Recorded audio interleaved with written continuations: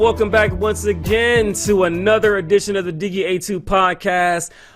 First off, I want to talk to the haters real quick. So we're getting a lot of hate nowadays, man. It's just like, it's unnecessary, you know what I mean?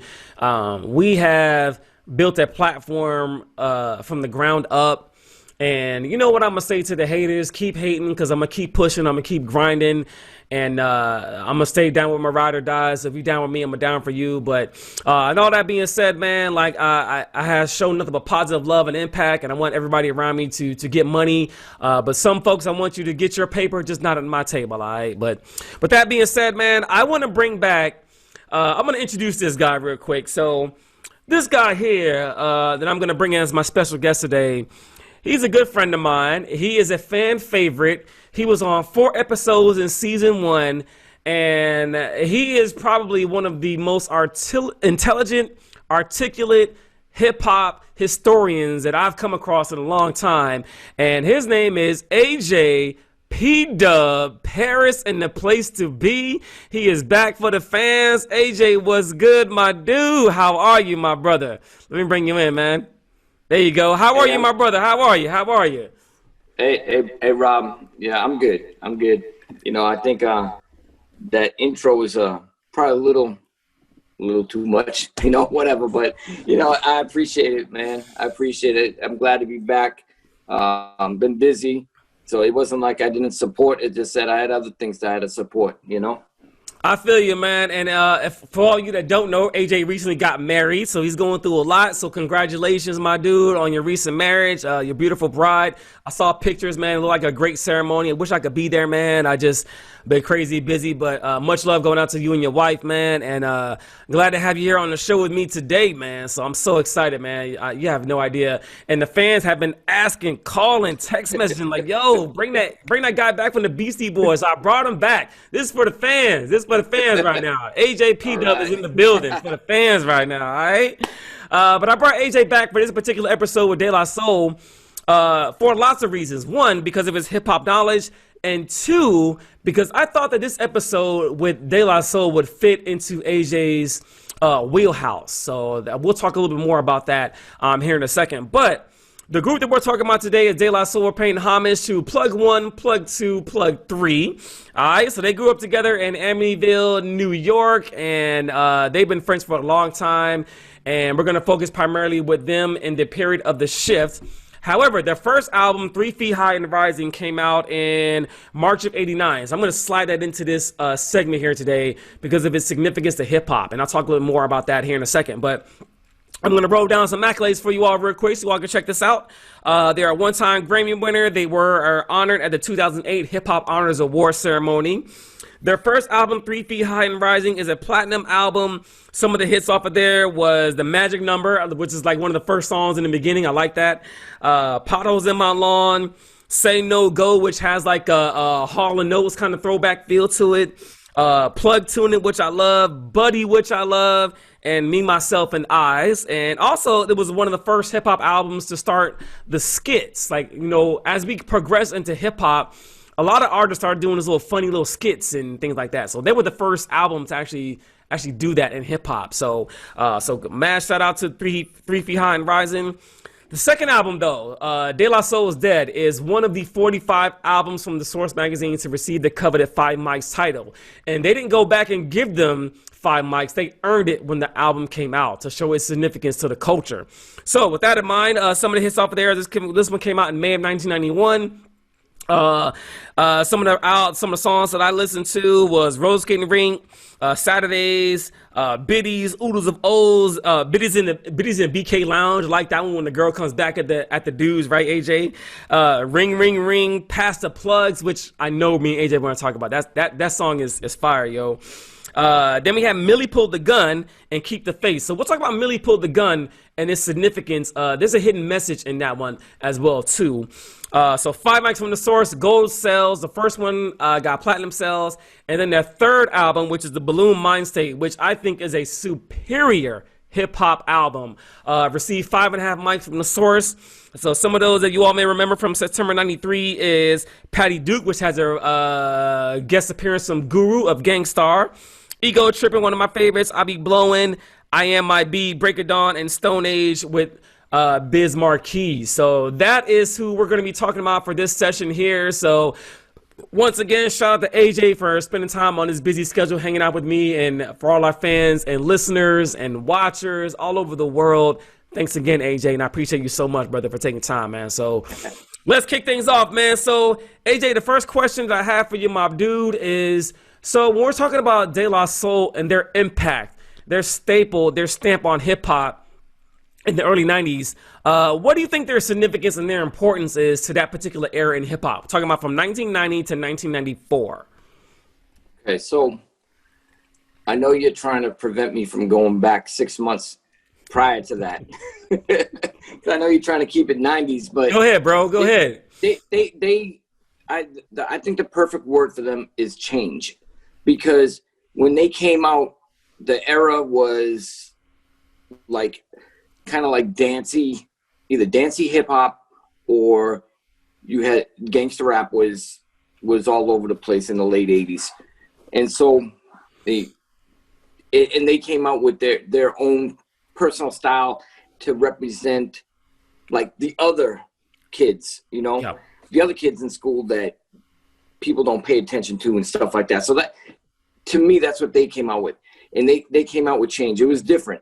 They did have a poppy tune, of course, you know, Me, Myself, and I's. It was a club favorite. Yeah. It was hitting, but it was the other songs that really designed them. And when I say change, think about this. Like we mentioned it off camera. Yeah. I think they created more of a revolution for like not groups, but like a society. So like their society was, they came out with the native tongue. So they had a society of people that are very similar in their style with Tribe, and the few others.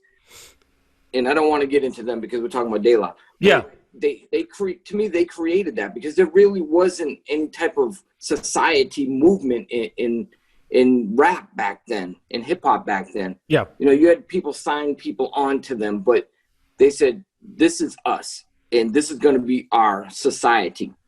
And so after that, then you had the other societies, Lords of the Underground and the Naughty by Nature societies, and you know, so you had all these other types that came out, but nothing really before them. And so that was something I really picked up on when I started thinking about the show and started doing my research. And I was like, wait a second, you know, I think that would be a word that they may have created, you know, a movement or society. I like the word society because they had similar people, but different, you know. Even like Queen Latifah was part of them, you know, part of their society, you know. That's true. And and they came out different, where everything was going in either direction A or direction B, and they came out with direction W. Or something. Way the F out there. Yeah. They created a lane out of no lane, and you talk about the one word that popped up in my head about De La Soul is unappreciated hip hop. We gotta give De La Soul more props. Like, I don't think people understand. And AJ, I'm gonna pass the mic back to you on this one here in a second. I don't think people understand the significance of De La Soul and their sound and their sampling. If you go back and listen to the first two albums in specific, De La Soul Was Dead and 3 Feet High and Rising. So De La Soul Was Dead, as I mentioned, got 5 mics from the Source magazine. So they didn't go back and give them 5 mics. They got 5 mics when the album was released. So they knew right off the bat that this is a superior album that we need to enshrine in a sense. So with that in mind, AJ, we're talking about the sound from 3 Feet High and Rising, and then they kind of graduated a little bit. They progressed from the first album to the second album. Now, the first album is in the Library of Congress, matter of fact. That's how significant that album is. So it's so significant to the culture, to hip-hop, that is criminally just unappreciated. Like, I don't understand how De La Soul is not mentioned in the top hip hop groups. And yeah, they went back and gave the hip hop honors in 2008. All that stuff is great, but the hip hop owes them a lot more. But when it comes to the sound, I want to talk about the sound for a second, AJ, because you're a really keeper of the sound, especially with some of the things that you have intricately talked about from last season. But when we talk about the sound from 3 Feet High and Rising and then De La Soul is Dead, tell me a little bit about the things that resonate with you in regards to the sound of their music. One thing about them, especially 3 Feet High and Rising, every song sounded different.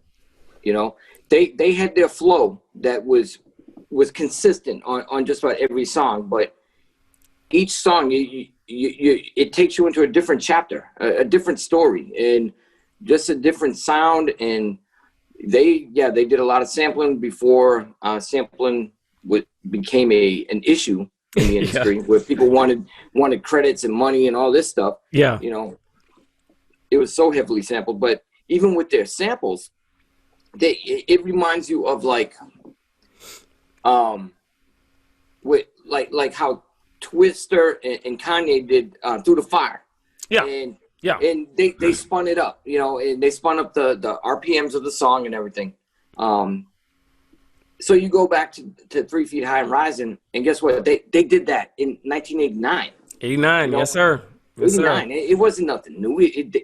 And you know, with their you know, genius producer Prince Paul. Salute to Prince Paul. Yes, sir. Absolutely. Yes. Salute, man.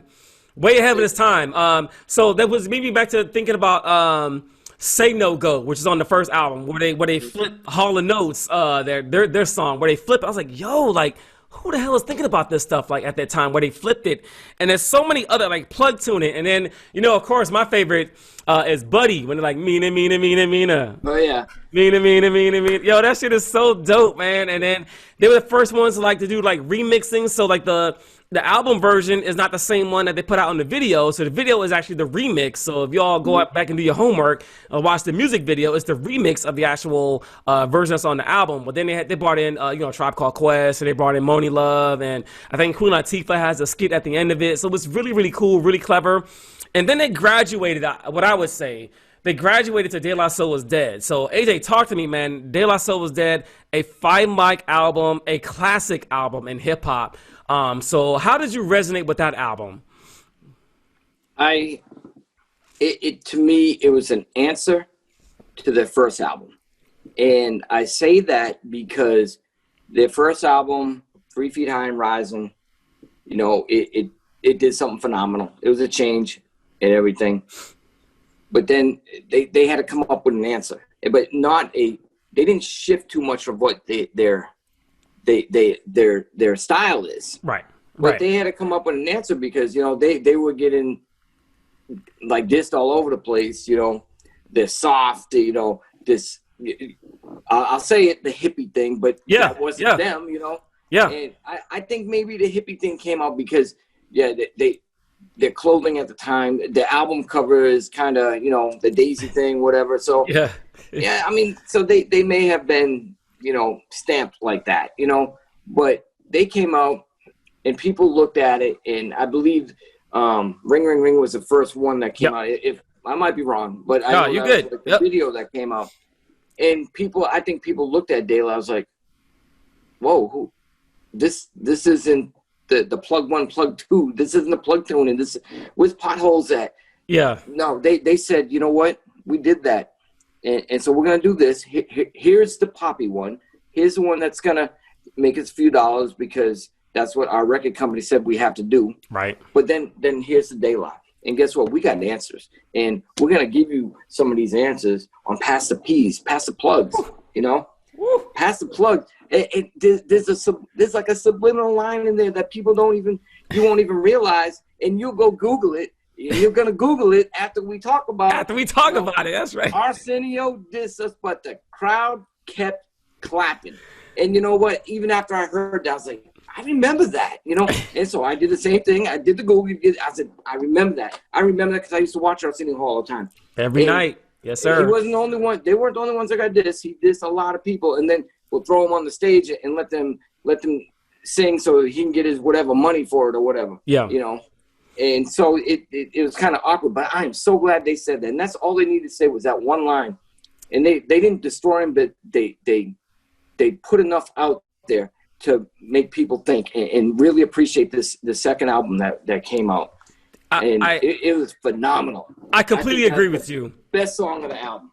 I completely agree. Pass the plugs or pass the P's like it used to be.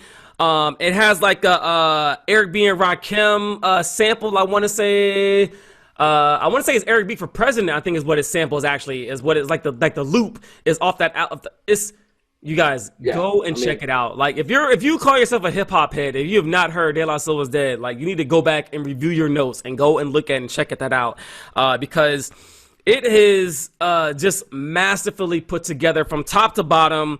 I think the second song is Oodles of O's, where it's like a really, really nice tune to it. I like Roller Skating Ring, the Saturdays, which is dope. I like Ring, Ring, Ring. So Ring, Ring, Ring, you know, for those of us who are old enough to remember back in the day, it's talking about guys submitting was it demo tapes, right? So every time you call the guy to submit your tape, you get the answering service, right? So it's 2222222. I got an answer machine that will talk to you, right? So that's what they're talking about. They don't want they don't want your tapes. They tired of that stuff, man. So it's just masterfully put together. And then what I also would tell you all that Millie Pulled a Gun was another song that was a hit. It didn't get a lot of momentum as Ring, Ring, Ring or with Saturdays, but the undertone to that song is about a girl who gets molested by her dad, yo. Like, these guys were geniuses, and that is the reason why I think at the time I'm so glad hip-hop gave them 5 mics. It is solidified in hip-hop history, and it deserves its due for sure. So from there, they went to the Balloon Mind State. So they had a little bit of success, right? They're kind of feeling themselves a little bit. Then they went to the Balloon Mind State, which was released in September 93. Now, I remember the Balloon Mind State pretty vividly because I remember Ego Tripping. So if you remember Ego Tripping, in the video, they like having a good time, wilding out. But if you look really close at the video, like they're making fun of Tupac. They're making fun of like picking at like the hip hop at the time that's like mainstream. So they were so the Balloon Mind State is to blow up but not go pop. So think about that for a second, right? You want to blow up, but you want to go pop. You want to cross over. And the messaging in the entire album is all about that theme, like being big but not crossing over. They want to be famous. They didn't want to cross over and you know give up their integrity about their sound, which is genius, man. It's genius. It's genius, you guys. So I think they're criminally underrated, underappreciated from the hip hop community. So with that in mind, AJ, I want to let you get the last word on this, man. Then we'll start to wrap things up.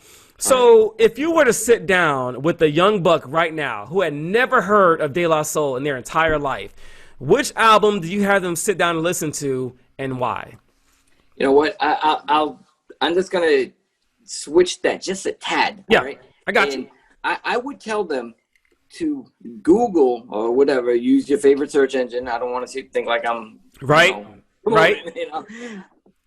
Go ahead and do that MTV Unplugged and put their name in there, and you'll see like 3 groups, you know, Tribe, LL, and then when they came on, they did 2 songs, and MTV to me screwed them over because they ran the credits while they're doing Buddy, but they did Ring Ring Ring in this acoustic version that was just phenomenal. Yeah. All right. I would say listen to that. Listen to those 2 songs.